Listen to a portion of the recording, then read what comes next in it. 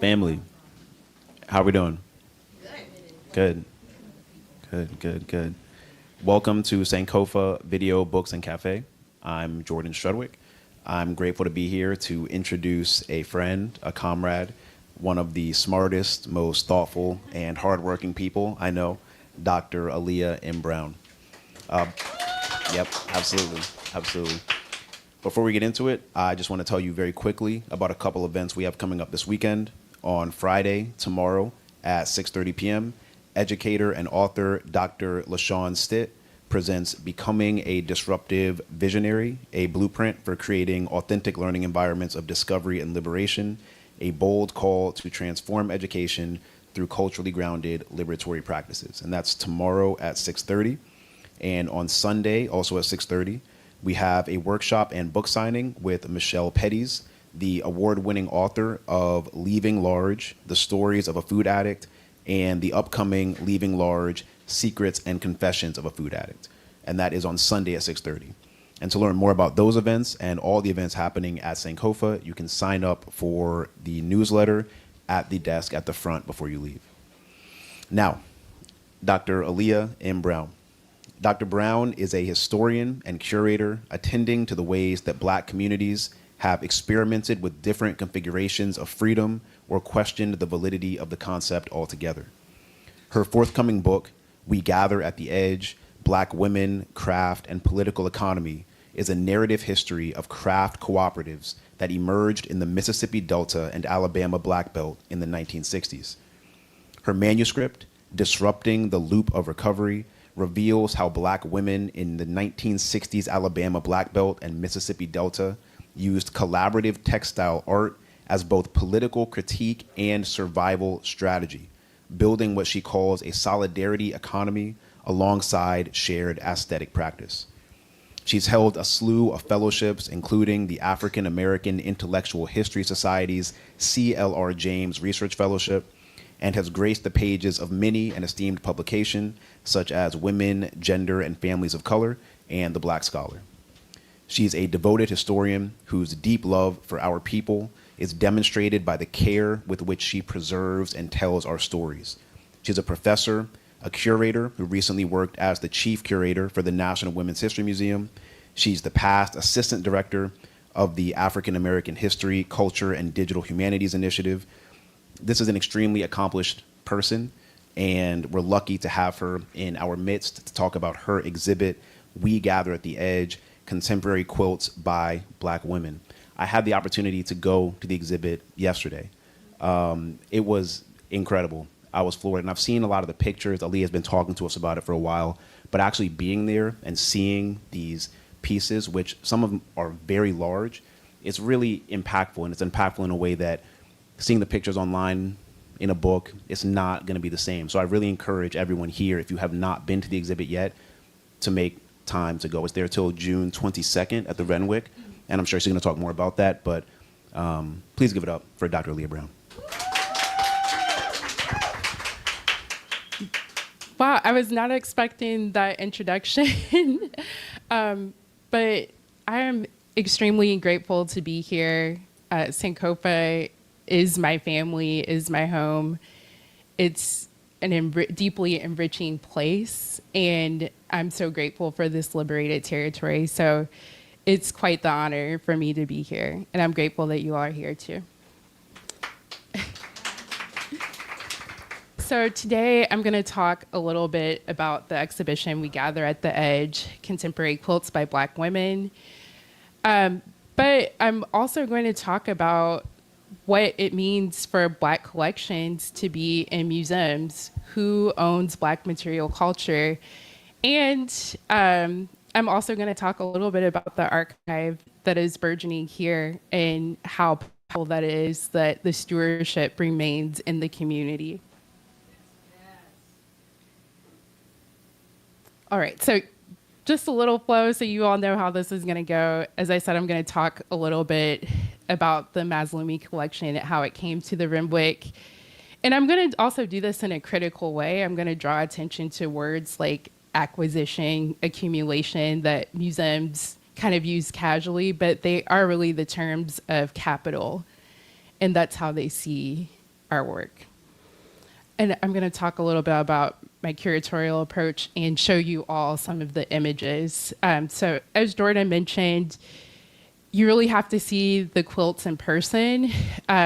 Photography doesn't quite capture everything that's happening in the quilts, but I'll do my best to kind of gesture as you see the images.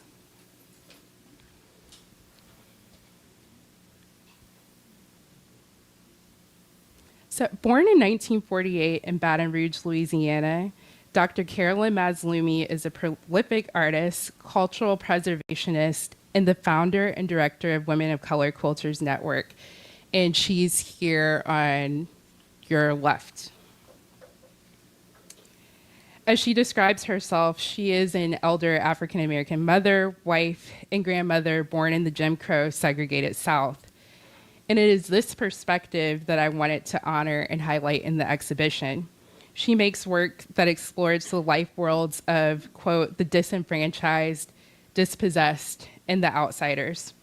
Her work guides us to a space where we can be in right relation with one another or living in a way that centers mutual respect, harmony, and care.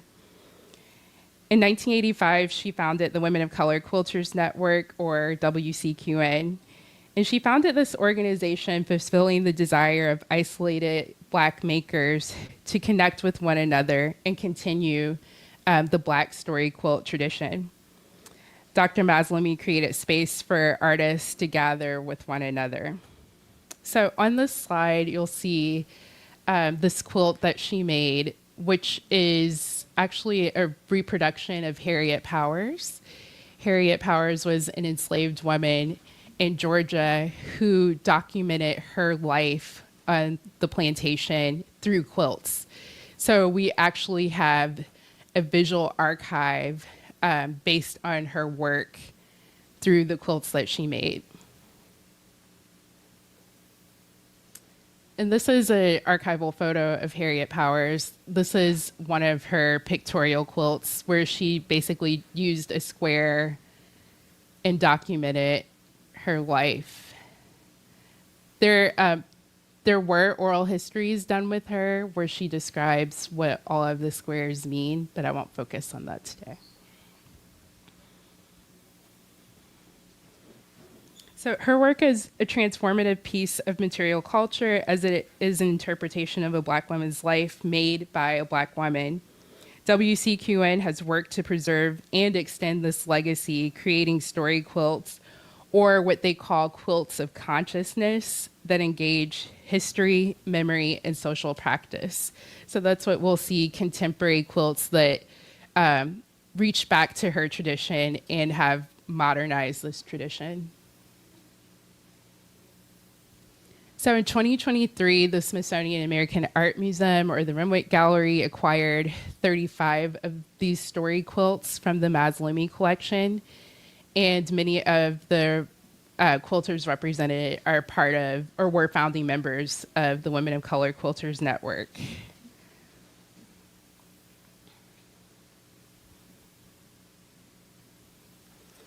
So here is the curatorial statement that's also part of the exhibit.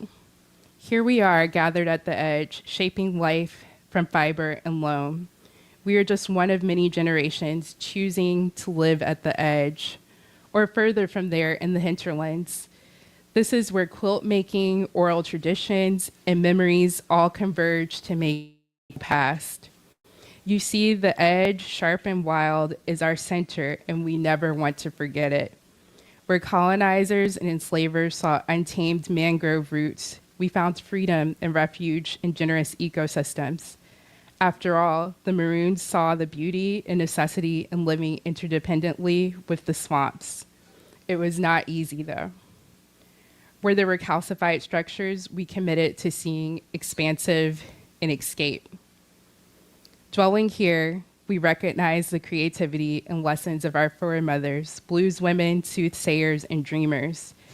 We create in the name of everyone who chose to make an alternative to the prescribed anti-Black terror and gender-based violence.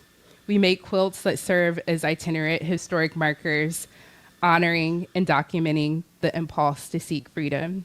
So this curatorial statement kind of orients folks what they're going to see and in the spirit that this work was made of. And then continuing that, this quote from Toni Morrison is also in the gallery.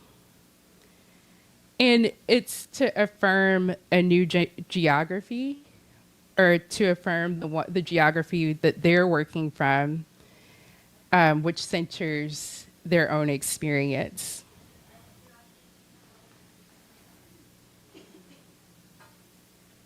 So the exhibition takes up the entire first floor, and it's broken down into these themes or provocations that speak to why these quilters gathered.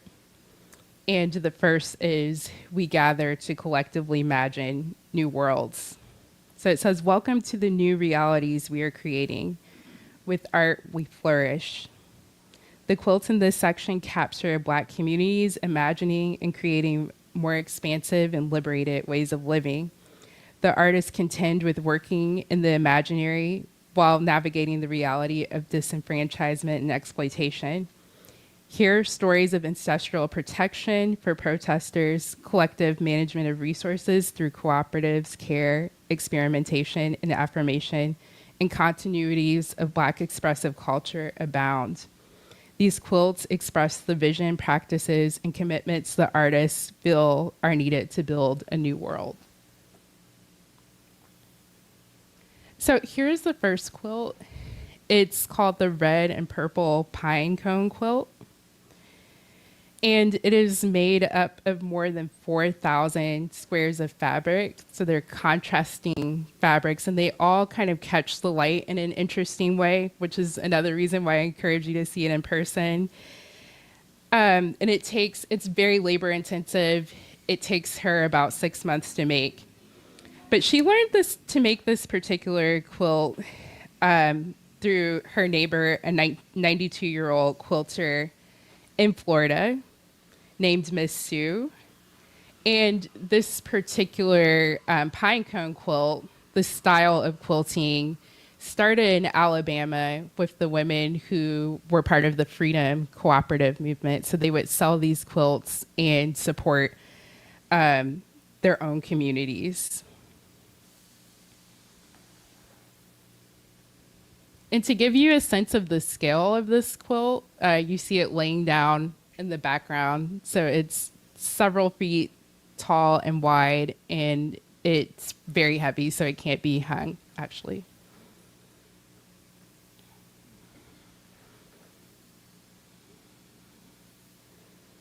So this is in my Aquaba form by Aleia Brown Green.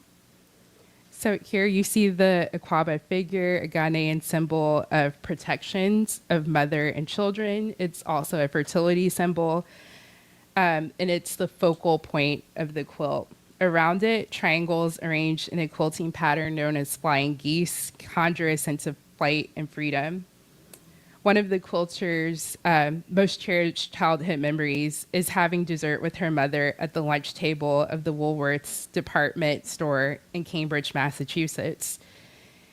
And she knows that she was only able to do that because of the direct action by students at North Carolina A&T. So she made this quilt to honor their rebellion, which made it possible for her to take her mother to eat at the Woolworth's lunch counter.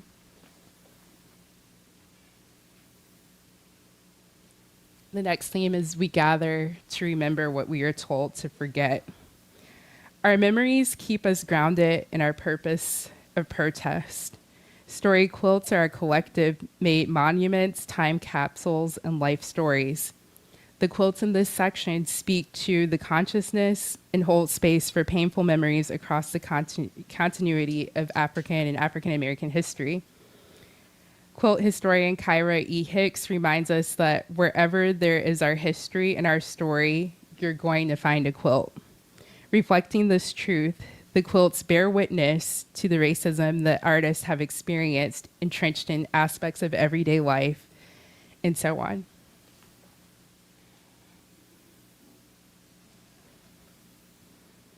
So this quilt is entitled Bloody Sunday, and it's by Sharon Carey Harlan. Born in Spartanburg, South Carolina, Sharon Carey Harlan made this quilt to honor those who were slain during Bloody Sunday. It also speaks to the state-sanctioned violence and the contradiction of the Black experience in America. And she did this by enclosing the faces with the American flags. So one of the themes that you'll see the quilters do is pointing out the contradiction of what America calls itself and juxtaposing that with Black experiences.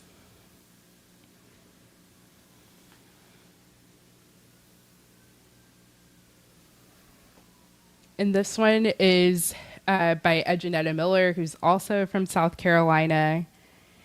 And the story about this quilt is that when she was a teen, she was always collecting newspapers that covered the Black sit-ins and rebellions. And she saved these archival materials, screen printed them on the quilt. So these really incredible images are screen printed, and then she's quilted these abstract figures around it. And it's really incredible to see all of the detail. Let's see. I don't think you all can see it that well, but yeah, you can see the newspapers and how the sit-ins were described at the time. And she has this because she collected the information.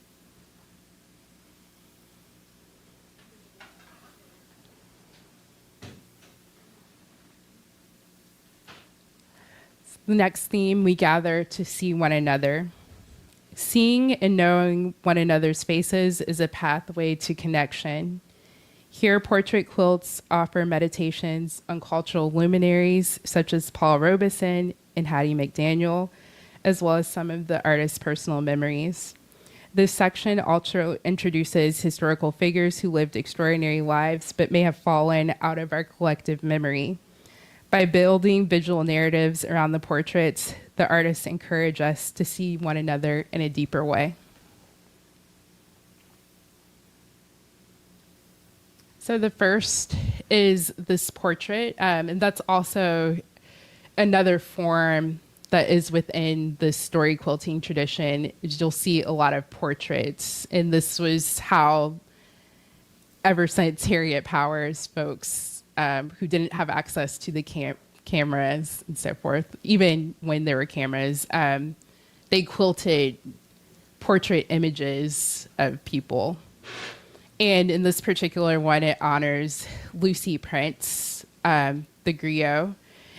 And she is the first African in America to have her poem documented. It was preserved, it was in print, but then also preserved through oral tradition.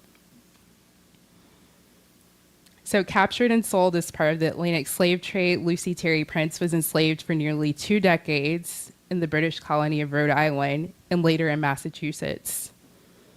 Obijah Prince, a wealthy member of the free Black community, purchased her freedom in 1756, then married her. In 1746, while still enslaved, Prince composed the ballad poem Bars and Fight, a direct account of a Mohawk ambush on English settlers in her village. This poem, one of the first pieces of African American literature, was preserved orally and eventually transcribed and published a century later. So though Bars Fight is her only surviving work, she is or was remembered as a prolific poet and storyteller. But this is another reason why these quilts are so important, because they document people who have fallen out of our collective memory.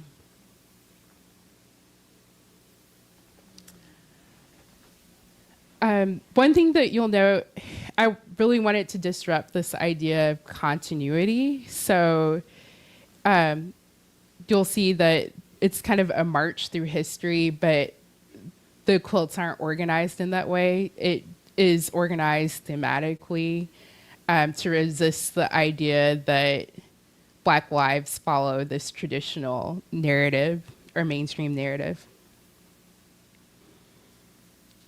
So this is Peggy Hartwell's tribute and portrait of George Floyd.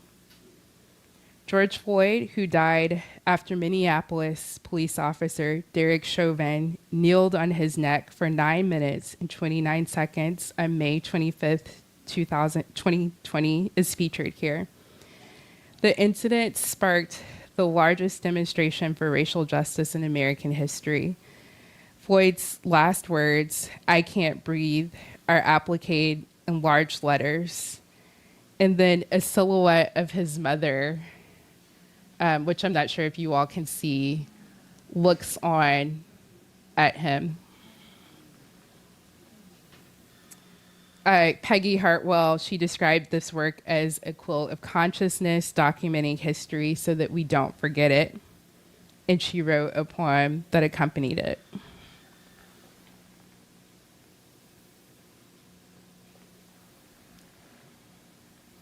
So this quilt is Robert Small's Willing Freedom. In Black Reconstruction, W.E.B. Du Bois wrote that during Reconstruction, the slave went free, stood for a brief moment in the sun, then moved back again towards slavery. Robert Smalls, featured here in front of the United States Capitol, was elected to the House of Representatives in 1874 during that brief moment in the sun, before Jim Crow laws restricted Black participation in politics and society. Smalls was born into slavery in Beaufort, South Carolina in 1839. At the start of the Civil War, he worked as an enslaved shipman on the CSS Planter in the Charleston Harbor. On May 12, 1862, he and his fellow enslaved crew members took the opportunity to seize their freedom when the ship's white officers were ashore. And this is one of the most incredible story. Yeah, thank you. That response really rises to the occasion of what happened. The group sailed away on the ship and also picked up family members along the way. So this quilt commemorates, and this is the ship. I haven't mentioned too much about materials, but this is made of tulle, which is a very soft material. You really have to know what you're doing to use it, but that's how she gets the color and the light and shadows. She's really innovative in how she uses the materials. And this is an installation shot. And this is the part that's called We Gather to See One Another, that features all of the portrait quilts. It's in this kind of circular formation so that you're engrossed in the stories and the faces. And the intention really is to encourage seeing beyond stereotype, encourage seeing beyond commodification. So this is one of the gallery shots of all the portraits lined up together.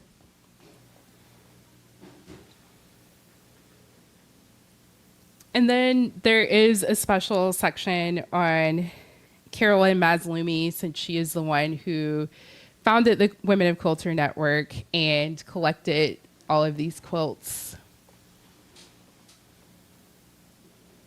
So here, she works in this style that almost looks like printmaking, but all of this is quilt. None of this is painted. She's taking strips of fabric and making it into these motions. She's done this family series that's really kind of infamous. But here the sun extends across the continuum, offering light to the many generations of family. The central family does not walk alone. Instead, ancestors support them from near and far. The quilt is part of Carolyn Mazloomi's Unity of Family series, her first exploration of working in black and white. She credits Ohio printmaker Robert Harris for encouraging her to experiment with this technique via quilting rather than printmaking. And then here is a portrait of her grandsons, which is entitled "I Am My Brother's Keeper," an affirmation of interdependence and reciprocity. And here, her signature sun that appears in some way in all of her work. It radiates bands of black and white, warms her two grandsons while they play outside. The trees, along with the border that resemble Ghanaian visual symbols called adinkra, frame their time together. Adinkra symbols are also connected to aphorisms and folktales, offering a bridge between oral traditions and visual cultures. Even as they play, the older brother is looking out for the younger brother. The land and ancestral wisdom hold them together. Then here we gather to speak the truth.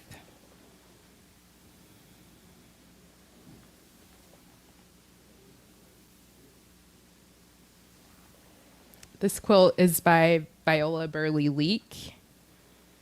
She conjures the physical and emotional intensity of Hurricane Katrina, the deadliest storm to strike the Gulf Coast of the United States since 1928. After making landfall, the storm quickly overwhelmed the levees in New Orleans and claimed more than 1,000 lives. Leak taps into the upheaval and dispossession that primarily Black and working class communities in New Orleans experienced during and after Hurricane Katrina, with silhouette figures and hand-painted faces expressing despair. She placed the American flag, which I'm not sure if you all can see it, but the American flag and these skulls and dollar bills here. She did that to indicate the chaos, to indicate the neglect by the federal government to act quickly, as she says, on the plight of the Black citizens of New Orleans. The event laid bare environmental racism and the precarity of life at the edge of climate catastrophe.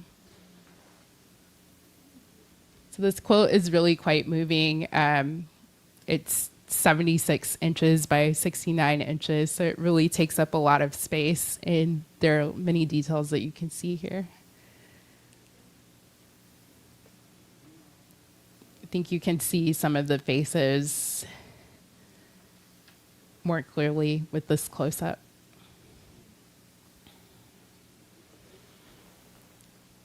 And then finally, the last theme is we gather to sojourn together. The text says, will you travel these paths toward creating new worlds with us? These quilts offer visions of taking flight or evading subjugation beyond unfreedoms. One depicts an abolitionist who looked at the stars and listened to the land to guide her people toward freedom. Another shares an aviator's attempt to escape the boundaries of race, gender, and class toward the sky. While these visual narratives honor the imagination and conviction needed to explore and create new worlds, they also bring into focus the conditions that cause the need for movement. Freedom is a journey, and as these works remind us, a constant struggle.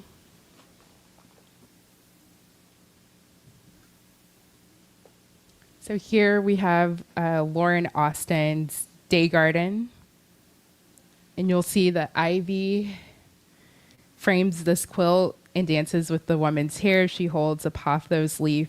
She looks admiringly at the potted plants before her. Laura Austin remembers her grandfather's frustration at not being able to grow collard greens and okra in New York after he moved there from the South. And this is the lesson that she first learned about soil and the difference between soils. One of the lessons that she shares is through the Adinkra symbol that's featured on the pothos leaves that she hand printed. And it's the symbol of unity and diversity. Featured here, the symbol is an appreciation of interdependence in nature. The symbol also is sometimes articulated as two conjoined crocodiles who embrace is key to their survival. They share the same stomachs. She notes that Black communities have historically developed this type of relationship with nature, even as they experience the brunt of environmental racism and dispossession. So here's a closer look. I'm not sure how well it comes across the screen, but this is the Adinkra symbol that's printed here. And then on top of that, this is called the churn dash symbol. And the churn dash was part of the storytelling of when enslaved people saw that symbol, they would know that it was time to move for freedom. That we don't have any like actual documentation of that. It's part of an oral tradition. More close-ups. And then finally, we end with Latifah Shakur's Harriet. I'm not sure how much you all are on the internet, but there's a huge myth going around that Harriet Tubman was not a real person. Oh my God. Yeah, so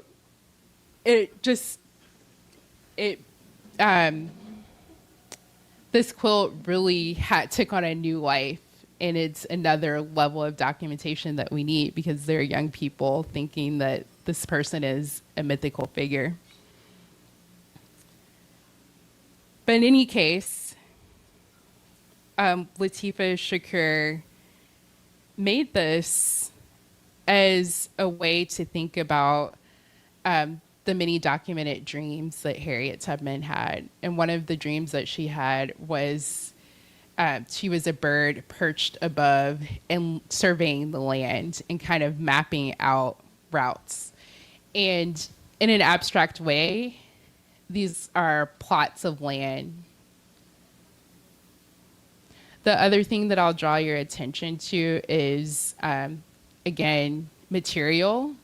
So the bib on her dress is actually from a purse. And these are recycled doilies from her grandmother. The other thing that I should say, most of the materials that they use are recycled or found objects. So they continue to work from the tradition of early quilters who, in a utilitarian sense, had to use what they had, right? They couldn't go to Michael's or, the fabric store. They used what they had. And the quilters here have continued that tradition. They used found objects. They used passed down materials to come up with these compositions.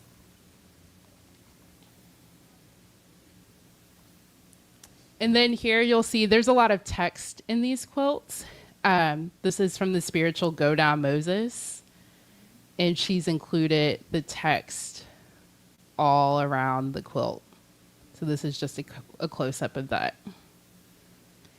So these are about a third of the quilts featured in the exhibit. Again, I would highly encourage you all to go. But I'd also like to open it up for conversation if you have any questions or thoughts about the quilts. And then also I want to talk about what it means to steward Black collections. What does it mean that these quilts are at the Smithsonian, that they are owned by the state? What does it mean for us to, there are collections here downstairs. What do we need to do to support? Yes. There are archival materials of Haile and Shirikiana's work, film, nearly every medium, every format, papers, correspondence. we need to think about the ways that we support and steward Black collections. So I love to talk more about that, but I first want to see if you all have any questions or thoughts. Yes, thank you. Thank you. First of all, this was exceptional, and thank you, especially for how you put it all together. Two things because of what you ended on, but the other part, the first question is, how did you go through the process of putting those themes together? What was your process for that? And did you work with Dr. Mazloomi to do that and to figure out what the story was in this collection?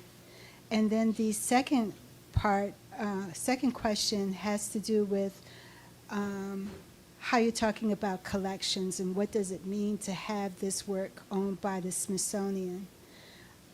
I think about that a lot because, you know, I have siblings who have a collection of things that we have to think about what to do with their collections as a part of their legacy when they pass on, because they're all elders. And I'm going through that process with them, like, do we put an institution together through the family to store it? And I always thought that having something of ours in museum collections was important. I mean, especially with the National Museum of African American Art, it just highlighted it so much of history and culture. But now we see how that can become scary because policies are changing and even illegally changing. And what happens to things that the government owns that represent our stories? There has to be an institution where the public can go to view and learn. Who owns those institutions? It makes me think of the alternate routes that we must take because we're always often trying to become a part of the system, but we need to have something parallel and autonomous for us that we own and manage and that we can carry on from generation to generation because things change. Yeah, you said so much there, so I'll try to remember everything. But first, with the methodology of curating this, I talked with all of the quilters. So I wanted to hear their voices. I wanted to hear how they described their own work, talked about the materials and the process that they used. And I wanted to work continually with that tradition of what does it mean to sit down and listen to someone as they're talking about their own work. And of course, I read their artist statements. I read other works about what they've done. But I really wanted to hone in and focus on how they define themselves for us. So yeah, I had a lot of conversations. I also talked with Dr. Mazloomi about her work, about the history of forming the Women of Color Quilters Network. So this particular exhibition focuses on the group here in the United States, but it actually went across the diaspora. They're members on the continent, they're members in the Caribbean.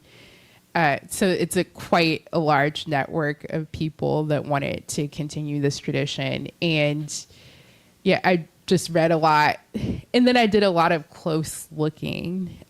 These quilts are very intricate. I spent many weeks looking at the actual material. Because as I said, the photographs don't capture all of the details and the things that they're doing that are really kind of amazing with the materials that they use. They really challenge what it means to be a quilt. Once you actually go and see them, you'll realize that they're using all types of things that go against what is considered an American quilt. So that was my method of curating the work. And then your second question was about your family's collection. And what does it mean that the government, that the Smithsonian owns the quilts?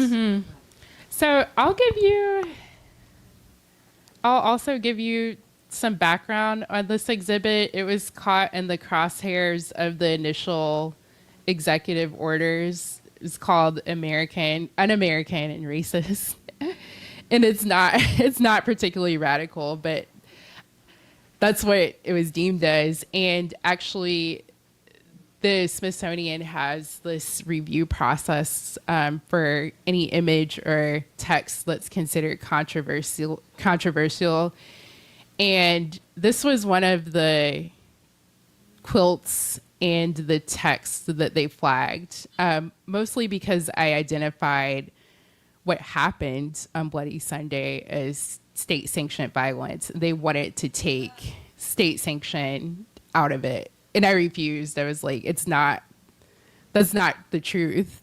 What happened was there were sheriffs and officers on the other side of Edmund Pettus Bridge waiting for them. And if we don't write that, viewers are going to walk away not understanding what happened. So there was... But I shouldn't have to explain that. And that's what happens when we take the materials outside of where they originated. Yeah. So that answers your story or your question in a roundabout way. Were there any consequences for the refusal? No.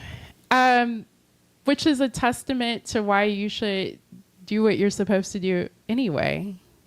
I would have felt terrible if I didn't include what I knew to be right and nothing happened. Nothing happened. I had no consequence. As of now, there's no consequence. There's always the threat that they could take it down, but I think they're too distracted with other things. But yeah, nothing happened. So you should do what you know is right. Yeah. So obviously the quilts had tremendous, oh, thank you. Obviously the quilts had tremendous value before they were shown as part of this exhibit. So my question is about the ownership. If you can tell us about that process, are the women, do these become the property of the Smithsonian, or are the women able to get them back, or how does it? No, this is in the collection of the Smithsonian Renwick Gallery. Okay. So they own it. Okay. The women, some of them have seen increased prices in their quilt sales because it's part of an institution that people respect, but they do not own these quilts and they cannot have them back. I see. Okay. No, they can't have them back. Yeah. So there's a duality there of having the quilts exposed to a larger audience and having the backing and kind of stamp of approval from being shown in the Smithsonian, even though, as I said, they had great value Before. right? Yeah. So you sacrifice as an artist, or creator, you're losing something to gain something. Right. And, Yeah. I'm sharing my perspective, but there were some people in the show that are very proud to have, they worked towards being part of the American canon, as it's called. They see being part of this exhibit as far more exposure than they would ever have. So there's a wide range of political relationship to the institution in this show. So I do want to make sure that that's clear. There's some people who have more a critical understanding of what's happening, and there's some people in the show that are very pleased and happy to be part of the collection. Thank you. Will the exhibit be traveling, and is there a catalog? No, it's not traveling, and a lot of people have asked the institution to extend the date. I'm not sure. I don't think that will happen, and the catalog is going to come out next year. Through the Smithsonian Press? Yeah, to Smithsonian Press. Yeah.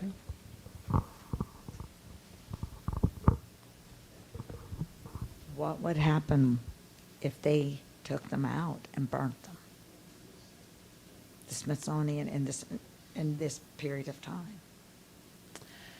I mean, that's something I worried about when you were talking about that, because they can't get them back.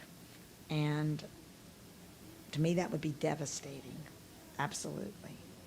If they took them off the Smithsonian and in the end, they just burn them. I'm not sure that would happen, but what happens is something more insidious, where after the quilts come down, they stay in a basement for nearly a century.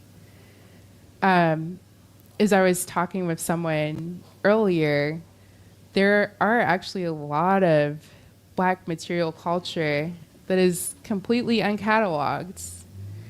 So they're not even sure what they have. They just have it just to have it. But again, it goes back to what I was talking about. The museums are structures of accumulation. And if the point is to always accumulate, it can never have Black hair at the core.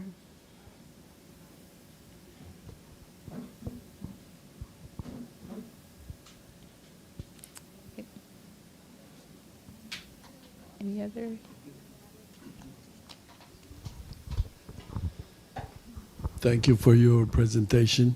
But I want to go back to, I think,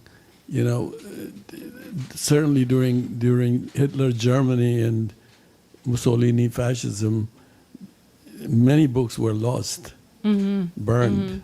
Many artworks were destroyed. So anyway, for me,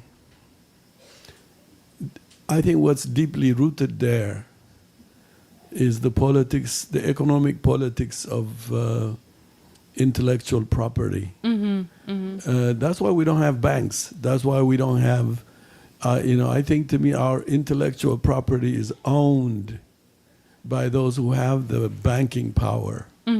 So in the end, if we say, let's say, we want a Black archive institution, there's none with the capital that is needed to house such intellectual properties in art especially.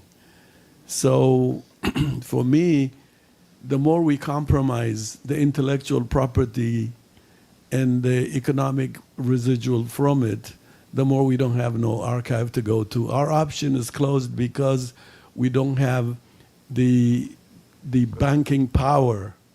When we don't own our invention, we don't have, it does not go towards empowering a banking power. So for me, it's a very, serious issue for us. I don't trust Smithsonian at all. I don't trust the African American Museum at all. I do not plan to give my stuff there because I do not think it is the right, because Black people's invention from day one is owned, everything they invented and created is owned by the very plantation owners who have the economic power to have their own archive, to decide to have it, to not have it, to validate it, not validate it. Its artness is in judgment with an outside forces. For there's this recycling of powerlessness. To me, if we don't own today our intellectual property, we don't have no economic evolution to come about. I don't know if you get me, but to I me, do. Yeah, I hear you. To me, this is like, I don't want to put my stuff in the traditional ownership of the white supremacist institutions, but at the same time, who are the Black folks and why? And I know why we don't have bank is because we don't own our inventions, our creations, and our intellectual production is not owned by us, and therefore that, because it's a capital, It's a capital. Yeah. Artwork is a capital. It's like and they don't hide that. Like, Yeah. that's, I was saying, they use words like accumulation, acquisition. They're thinking about this as capital. Yeah, and the point I'm trying to say is, like, if I say, because I want many people to see it, I go into the recycling of powerlessness. Yes. And I think some kind of collective artists who really have to be willing to go to a reconstruction of our own audience for our own intellectual property. and the benefit going towards sustainable institutions coming about. No, I'm with you. And part of me doing this show, curating this, is an investigation into my own contradictions that I don't believe Black material culture should go to the Smithsonian. But yet and still I participated as a curator.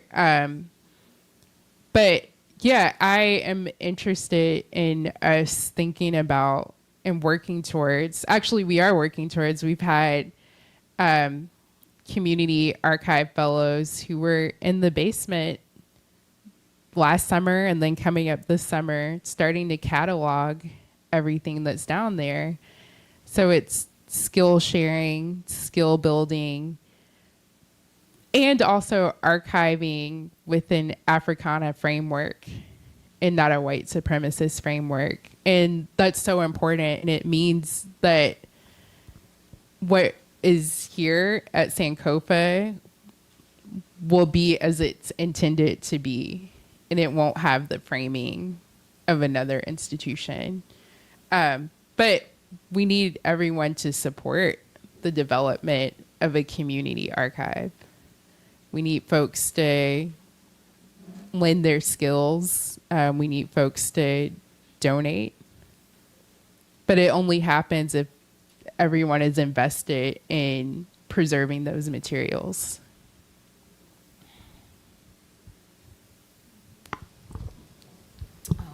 Thank you so much, Aleia. This is just really, really rich. And I love that we can talk about the contradictions and what we ultimately want, right? And so I guess my question is around, did you find that in the quilting that much of that was collective, that there was singing associated with it, that there was ritual, and are there ways in which some of these quilters are passing on this art? So just curious about some of the context. Yeah, so Black quilting textile tradition, it's a very collaborative way of working. So in my upcoming book, I have a lot of images of how the Freedom Quilting Bee made quilts, and it's like 6 or 7 of them working across this table. And that is one thing that I think is lost. Now folks are becoming represented by galleries, so they're developing individual work. But what we've lost with that is, as you said, like the singing, that some of the quilts that I feature in the book, you can see how the needle and thread is moving by the rhythm of the song that they were singing. And it's really powerful, but that collaborative making, that cooperative, like these were cooperative structures. They weren't for-profit structures, which also changes art. That it's not as prevalent today. So it's also something that we have to acknowledge. And are there younger people learning, to your knowledge? There are younger people learning, but I'm not sure that they're participating in like the cooperative formations that were happening in the 60s. Hi, I want to say thank you. I stumbled across the exhibit when I went to go see something else. It was something that was colorful and a bunch of strings that was upstairs. I can't remember the name of it. Oh, yeah, the sculpture upstairs. Yes, Yeah. but I stumbled across it, and I've been studying quilts. I've been watching videos. If anybody has been interested, there's a video on YouTube, a documentary about the G's Bend women. If you haven't seen it yet, you should see it. I don't know who produced it, but it was nice to figure out how they imagined their different quilts. So I would like to say, in your contradiction, I was able to see a difference, able to see them closely. We know when we see art, we want to see it. Sometimes we want to feel it, but in this case, we cannot do that. But to be able to see how people imagine and were able to create their stories, I want to say thank you for that, for curating it. My best friend, she just graduated with her degree in museum curation, so she sent me this event today about 2 hours before it started. So I'm glad that I was able to be here and learn from you, and I look forward to researching even more. So thank you. Thank you for coming here.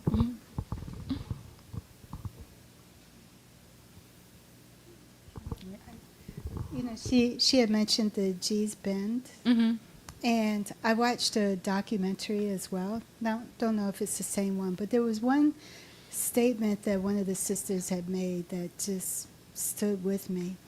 Some folks had come down to research and learn about their quilts and said that they would sell them for them and took them somewhere to sell, and they asked, "Did you get anything from it?" It's like she didn't get any. They didn't get any money from it. Many of them were living in abject poverty while their quilts were at the MoMA or selling for tens of thousands of dollars.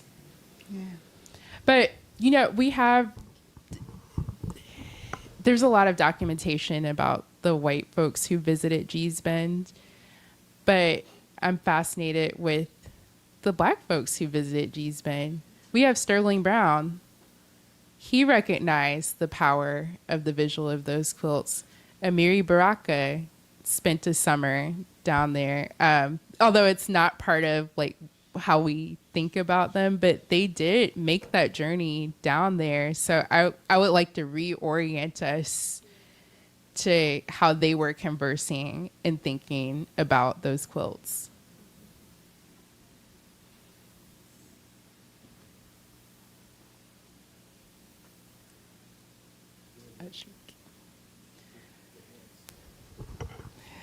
Thanks again, Aleia, for coming here. We feel so happy that you stopped by Sankofa, a place that you are also committed to, whose future you are also demonstrating commitment to. So thanks.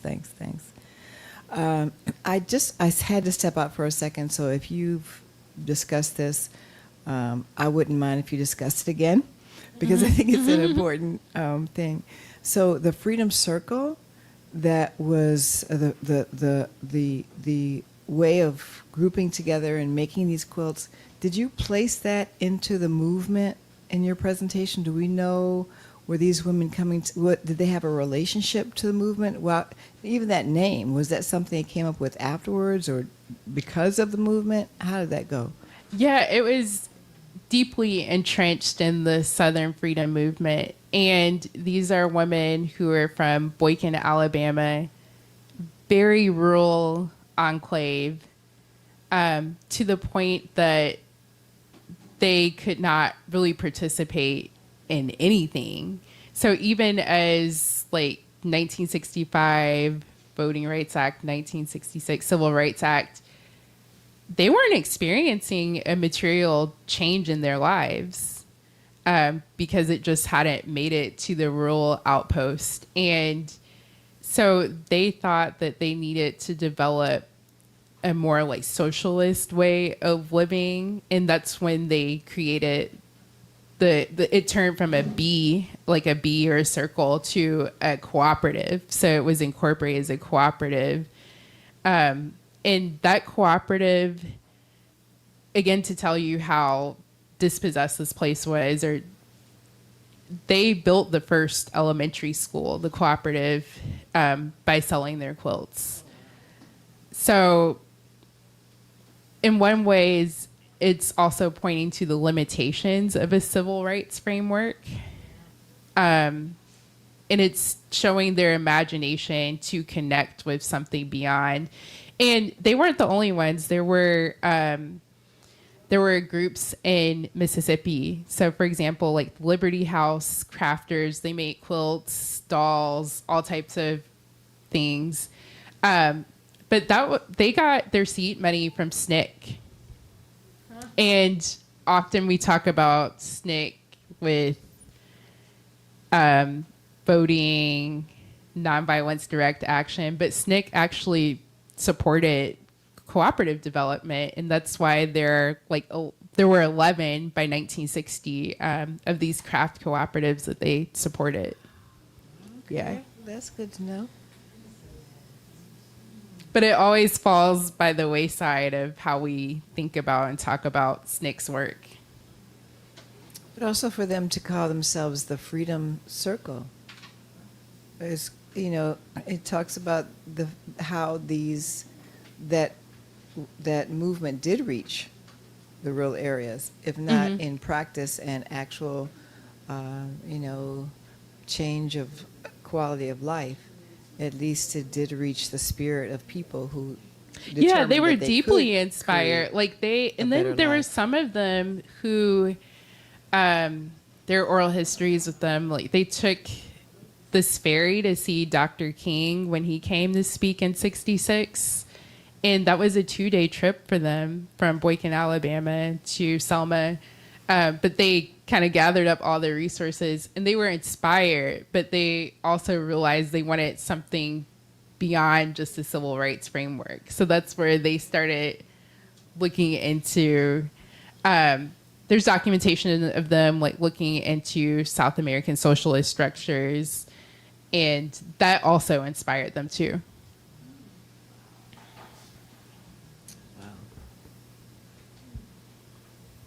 Thank you.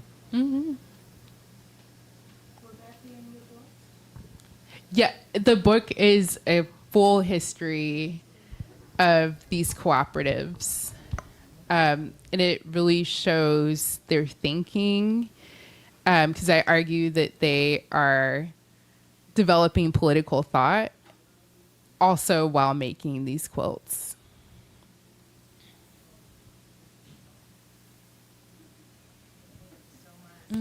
Thank you all. It was wonderful.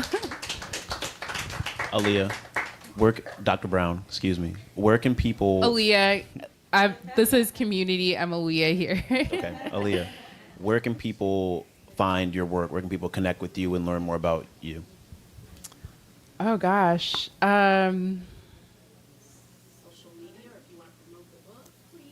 Sure. Well, the book is not out yet, but social media, I guess. Collard Studies is my handle on everything. So like Collard Greens, Collard Studies. Yeah, that's the way. And then I usually promote writing there.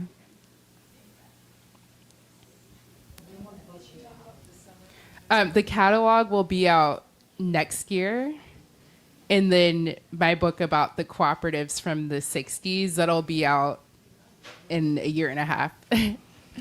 Aleia, may you provide a little bit more detail about your work here and especially the Summer Archive Fellowship Program?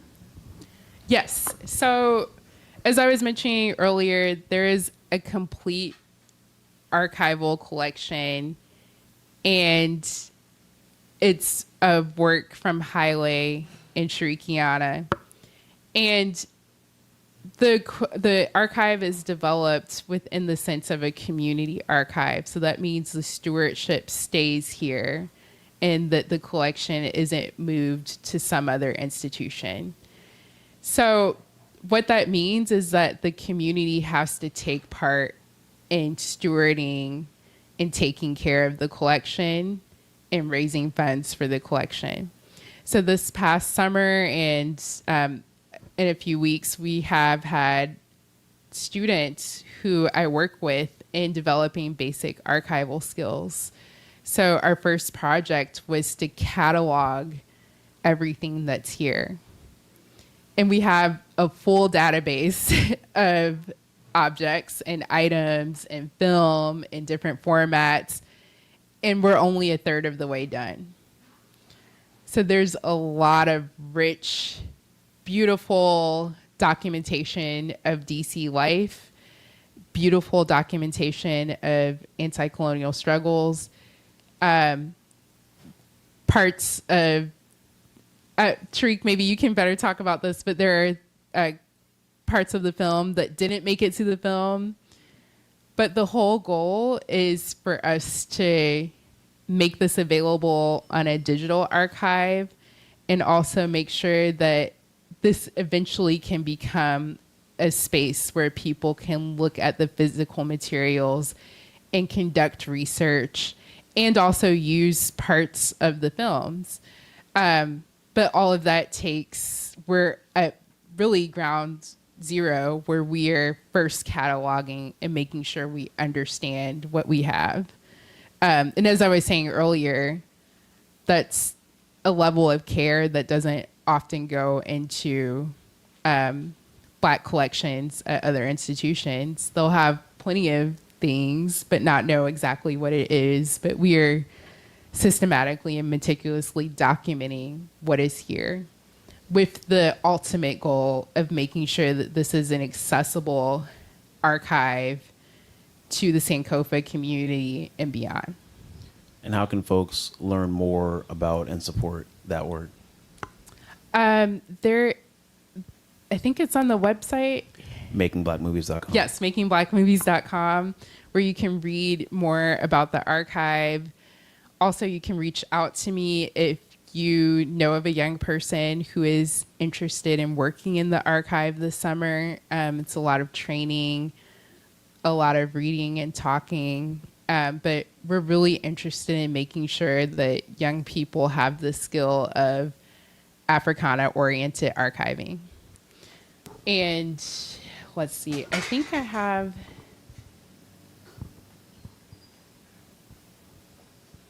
Yeah, you can email me here, AleiaBrown@gmail.com, if you are interested or know of someone who would like to participate in the fellowship program.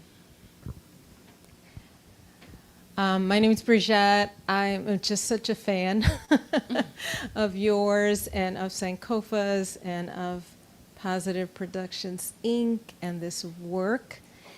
And I've been so inspired by the vision, part of which you're describing, right? And then it's also like creating more storytellers, more Black filmmakers, and having, continuing to have this event space and even expanded space.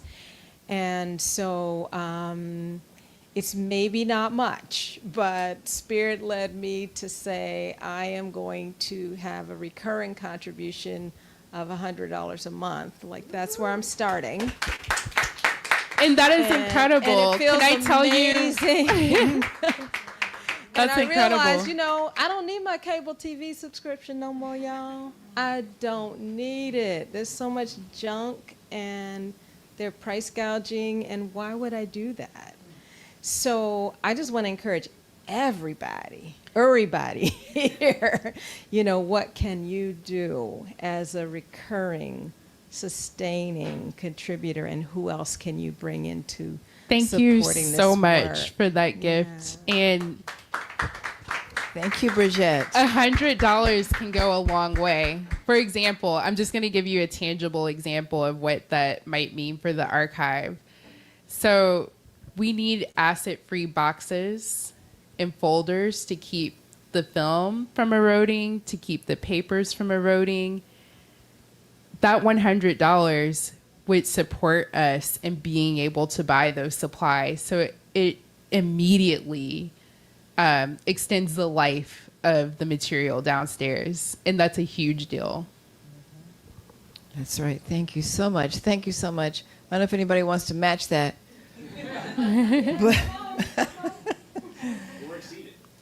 Or exceed it. Yeah. Yes. Yeah. One of the other things that we hope to fix this year as well, and maybe with this great contribution we'll be able to do some of that, is to control the temperature of our space.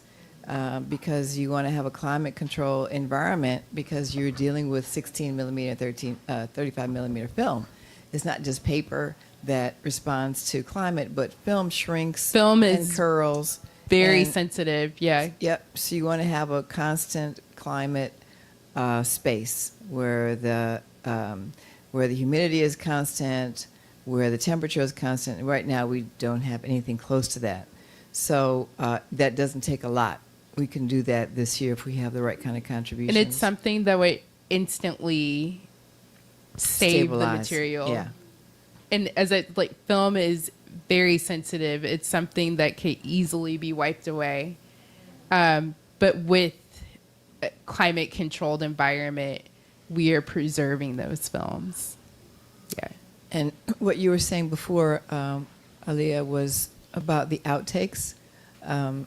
What she was stressing is very cool because when you shoot a film, you shoot hours and hours and hours and hours to make this film, and then the editing process will have selections of maybe 100 hours of footage, down to 2.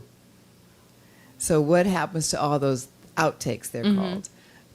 What kind of access can the future use those outtakes for? And it would just be amazing to see how the next generations can access this material and say, wow, this is what it was like. This is before AI. Yeah. So, these are authentic materials that came from a very, I guess, will look like a primitive system by the time but it's going to be authentic, which they're going to have a hard time finding. They're going to have a hard time finding. So we're very proud now more than ever to say, yeah, we're creating some authentic material. We're protecting it, and we're preserving it, and we're sharing it. And I don't know how, I was saying yesterday, maybe that means that we have to have kind of a certification stamp or something that's authentic. Maybe there's going to be a commission that says, yeah, this has been checked to show that it is authentic, it's not AI. I don't know. But at least we're doing our part. We'll leave that for the next generation to figure out. But it's a community archive, and that was Aleia's addition. She felt like community was the best guardian of its products. So it means that a community takes responsibility for what the community has created and the members of it has created. So we're a community archive, and she's got fellowships, fellows in here training every year. This will be our second year doing it, in how to do, what are they called? Community fellows? Yeah, community fellows. But to your point, Sharik, about young people, filmmakers, artists being able to access these outtakes, the fellows, many of them saw Wilmington 10 for the first time. And they were able to not only learn about Wilmington 10, but have conversations with Haile and Sharik about what it took to make that film. So they're learning in the process of archiving. They're being able to see visuals that are not captured in many places. It's rare. And that's just one of the popular films. But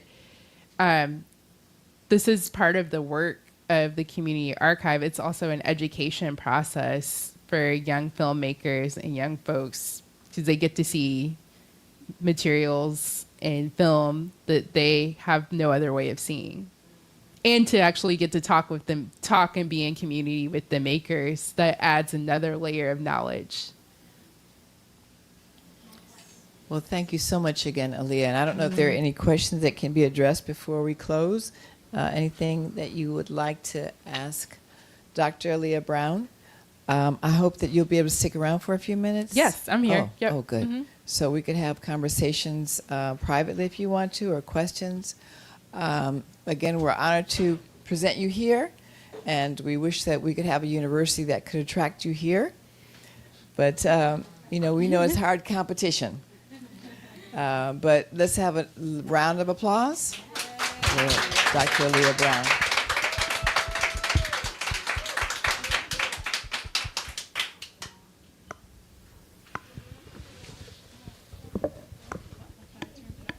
You kind of have to hold it down, then it'll go off.